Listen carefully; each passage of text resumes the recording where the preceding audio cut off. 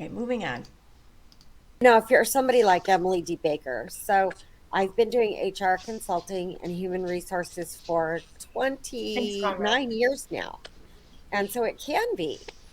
And I don't think I have anybody a should hard time be believing talking that. with authority about it can be this or it can be that because it's different in every state. It's different in every municipality.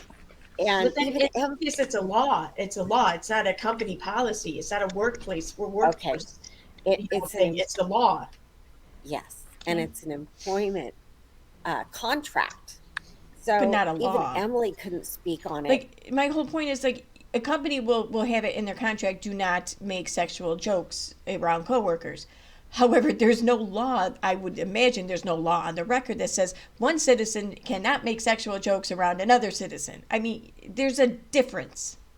And I have a hard time believing someone who's been in human resources or whatever she's been in, or a consultant for 29 years, does not understand the difference. With any authority depending on the different area and the different contract. So we shouldn't be talking about it with any kind of authority amongst one another and knowing any different person's situation. And it's the kind of the same thing with Steve's lawsuit here. None of us are, I mean, I know there's tortious interference that he's suing for. That's one of the claims. Another one of the claims is defamation. So there are so many broad issues going on. That's all I wanted to say. And then the other thing is, Nikki, Yeah. one of these days when you have more time, you really should talk to Fiona and Spackle about going all the way back. They know so many things about Steve that go way back, way, way back. See, here's my thing with that. YouTube is not a place of employment, okay? And she should know better, especially if she's actually done for a living, which she claims to have done for a living for 29 years. And really think about it. Who is it that pays creators? Is it YouTube or is it the advertisers? Because if that's the case, I would argue and say that YouTube is not the employer, but the agent, where you're the commodity, and so are the advertising company, or so is the advertising company and or the company looking for advertising.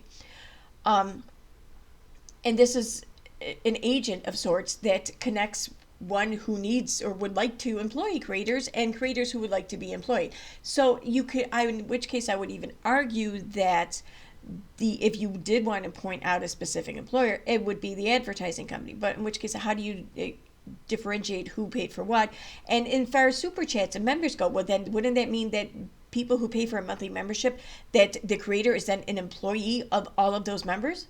I mean, so this is my whole point in that YouTube is not a place of employment. It is a social media company or platform in which people who want to sell space or time on something that they're going to upload anyway can do so. It's kind of like it's an independent kind of income generating opportunity, in which case there's no employee or no employer and no, therefore no employee. But that gets skipped right over because, oh my God, Katie Joey said sexual harassment, so therefore we must try and prove sexual harassment. Probably because they know that can't they can't prove that what she said is right. They can't prove that Steve in fact said these things. They know they can't.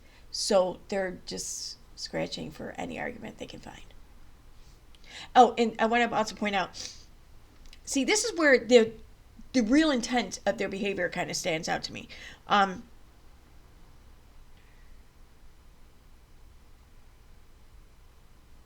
What? Okay, whatever. I'll deal with that in a minute. This is where like their true intent and their behavior kind of stands out to me. Right at the end there, she's throws it in there.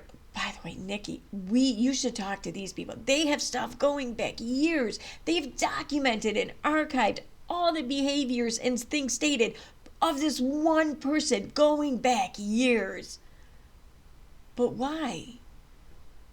And I mean, in all that documentation, you have nothing that really proves, nothing at all that proves or supports this man as being any kind of criminal, any kind of nefarious character, any kind of a perpetrator. You have nothing You have some shit that maybe calls into question some of his ethics.